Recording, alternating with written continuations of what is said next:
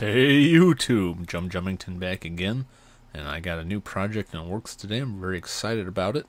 I'm heading back to that desert village where I found that zombie spawner, and I'm going to make a zombie XP farm. Now you may think, why do you need a zombie farm? You already got this dual skeleton spawner, and when we're talking about experience farms, all the basic mobs, skeletons, spiders, zombies, and creepers, they all give you the same amount of experience, so there's not really a benefit of one over the other. These work well with the skeletons because you get, arrows and bones are very useful. Zombies, zombie flesh, rotten flesh, that's not real useful unless you like getting food poisoning all the time, but I guess if you want to live a game where you're just cannibalizing the dead, more power to you. But there is one addition that they made in the new update. Loud back here, and that is rare drops, and pretty much all of the mobs will actually I don't know if it's all the mobs. What I know for sure is skeletons, zombies, zombie pigmen, and I think creepers, they all have rare drops, and so it's a very low percentage. It's like 5 to 10%, maybe up to 20%, but even that seems kind of high, that they'll drop something beyond their normal drops, like skeletons drop arrows and bones. But occasionally they'll drop bows, and sometimes those bows will have a low-level enchantment like Power 1. And I've gotten a couple of those. Well, zombies will drop some iron tools. They'll drop iron shovels. I've seen iron swords, iron helmet, and iron ingots. And so I'd like to build a zombie farm and see if I can farm some ingots from them, see what kind of rates I get from that. I'm not expecting a lot, but I do have a zombie spawner down here, but I also have one exposed in the desert by that village I found, so I'm probably going to build it out there, and then I might do something entirely sinister with that village. Another thing you can do if you want to farm iron is the iron ingots you can get from the village iron golems, but that's a little iffy. I know they've made some changes that it seems like they don't spawn as quickly as they used to, and that's getting really kind of, I don't know, complicated for me. I mean, I say that after I just built that crazy redstone contraption back there, that insanely expensive redstone staircase. And maybe I'll put something together just to show you what's up with that. I don't know. I don't think it's cheating. I don't think it's unfair. It's just I can't think of a way to do it that doesn't look entirely ridiculous to me. I don't know. I mean, I say that with a tube that spits out skeletons in the middle of my house here, but whatever. So let's go check out the village. I did some work in the nether here. Set up a portal. That would miss. So I got like a little nether base going here, kind of. Got myself walled in a little bit so that the gas can't blow me to hell, because the cobblestone has a high enough blast resistance to not get blowed up by it. And all the blocks have a block resistance, so basically anything like cobblestone, stone bricks, nether stone brick will resist the explosive power of a gas, so it's safe to build with. So I just put a lame little wall up here. Got a farm going, farming some nether wart because I need it for my potions. These things take a while to grow, and you can't do anything to speed the growth up like bone meal or anything like that, and they only grow when you're in the nether, so it's kind of a pain. So I've spent some time just sitting here and leaving my computer idle and letting this stuff grow so I can collect it, so I don't have to spend a lot of time working here, because I most of the time don't have much else to do in the nether. I've seen some people suggest brew potions while you're in the nether, but you can't bring water in the nether unless you put it in a cauldron, and then only gets 3 or 4 potion fills, like filled bottles out of it. So that's not real effective. I will say I think that's kind of a dumb idea. But using the fast travel properties in the nether here, I constructed this tunnel. This will take me to another portal that will take me to a portal I've constructed in the village. And I know I was talking to my friend Matt at work the other day, and he had built a portal in his base similar to how I had one, because he's playing in the same seed. He's playing along at home. What a pal. Oh god. Let's go to the village where it's less noisy.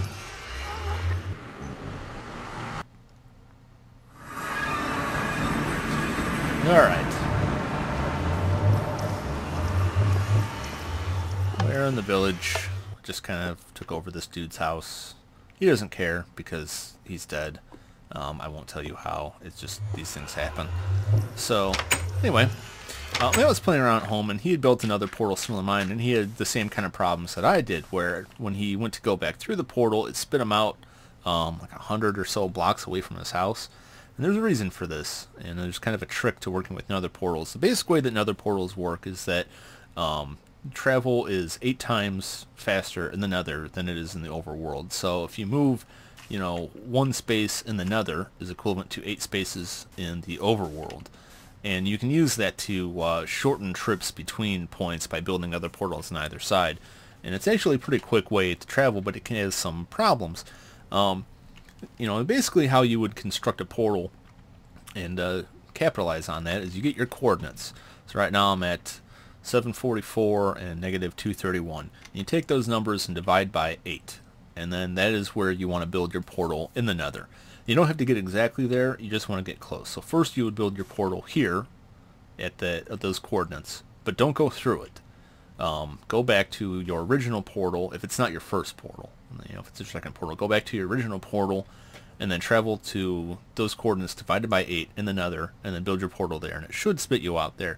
And a lot of times what you find is the first portal you make into the nether, those coordinates translated into the nether, divided by 8, may be in the middle of a block of meaty blocks. So it's not going to put it there. So what it does is it pushes it over and tries to find the nearest safe location it can put it.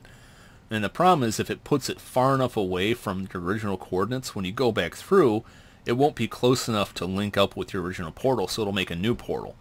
And so basically, if you have a problem like that, check your coordinates in the nether and see how they line up with your coordinates in the overworld.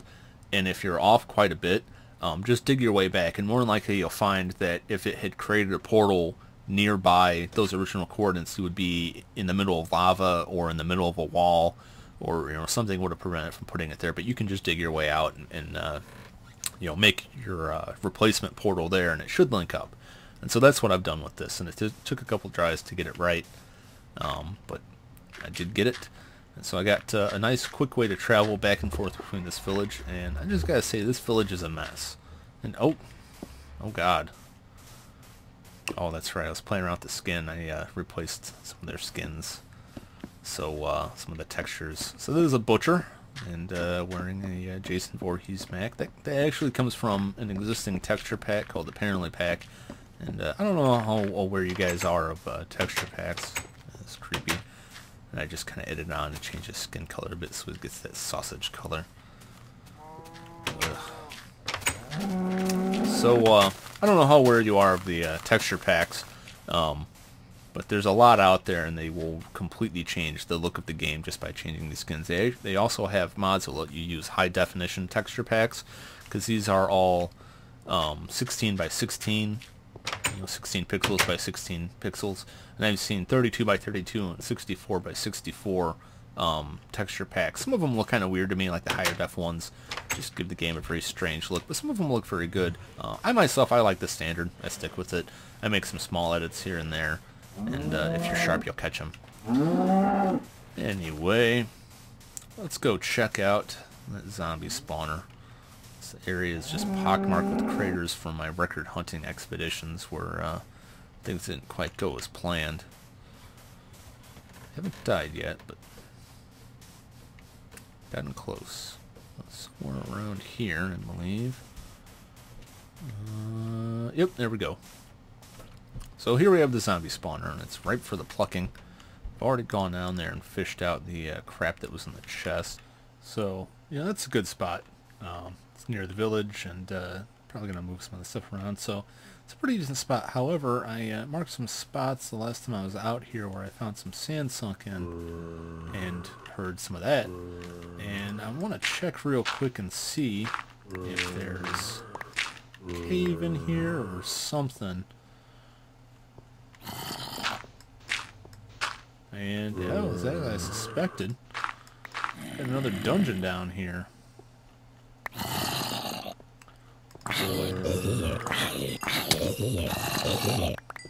Off these assholes.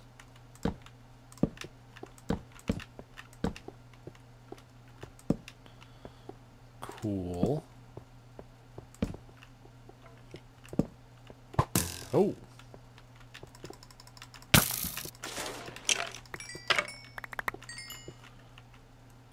Oh man, I was lucky I left all my arrows at home. Got going on down here. There's a pretty sizable cave going. There are all kinds of shit going on down here.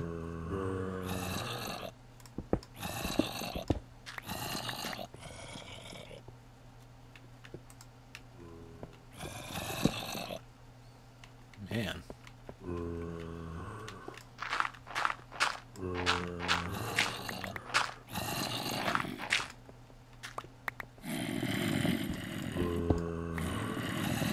Oh. No. Another dungeon. Ah! No, get away! It's my house now. Oh, you get out of here.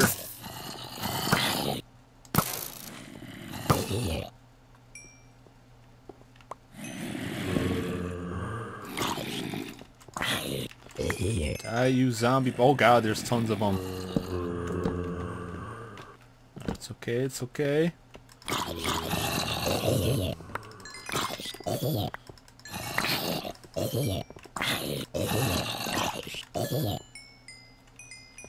Oh, hell. Get out of here.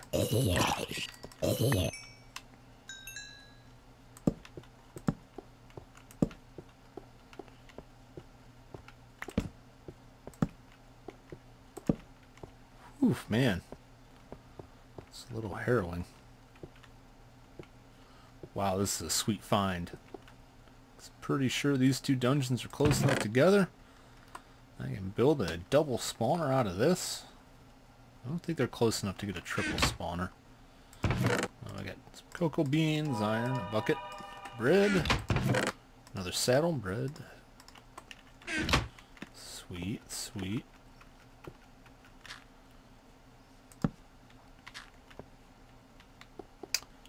This, though, this makes me nervous. Yeah, oh, no, that doesn't go very far.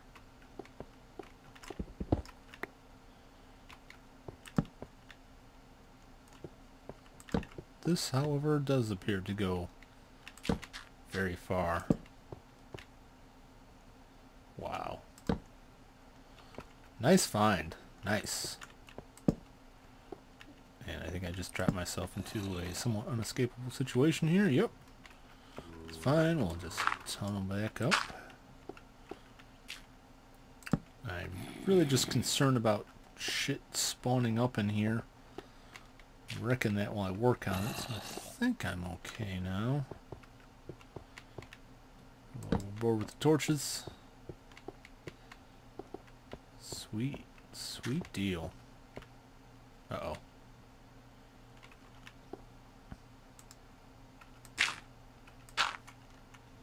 Oh, yep. Night has fallen.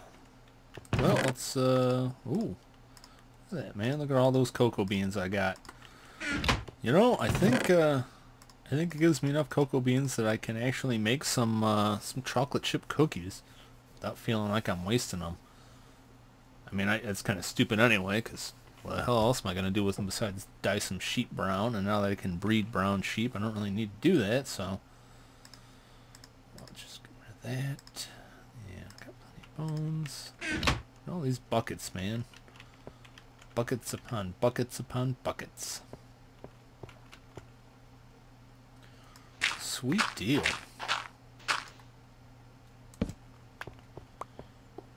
So I've got 2 zombie dungeons here that I believe one's around in that area.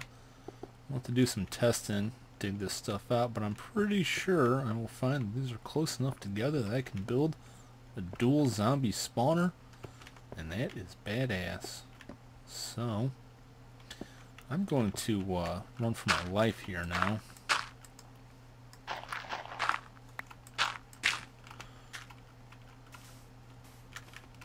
Get back to my village in safety. take a little nap. And then next time we'll begin working on something pretty cool with that. Ah! Oh, you want to fight, do you? I fight you! Where did all the villagers go? You didn't all die, did you? Ah, there they are. Some action over here. Oh, man!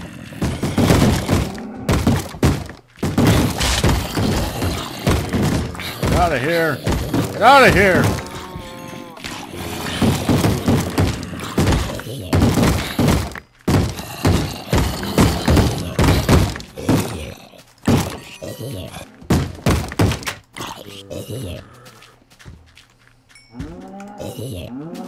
Well, I'm going to go on a limb and assume that we've experienced some population loss here. Did you get in your house? It's dangerous out here. Oh my god. Well, at least we still have the butcher. I'm going to go take a nap. End this night crisis. Alright, well we got some nice stuff done today. And I got a good plan for the next time. So I'm going to get some rest. Come back at this in the morning. And we'll see you on the other side.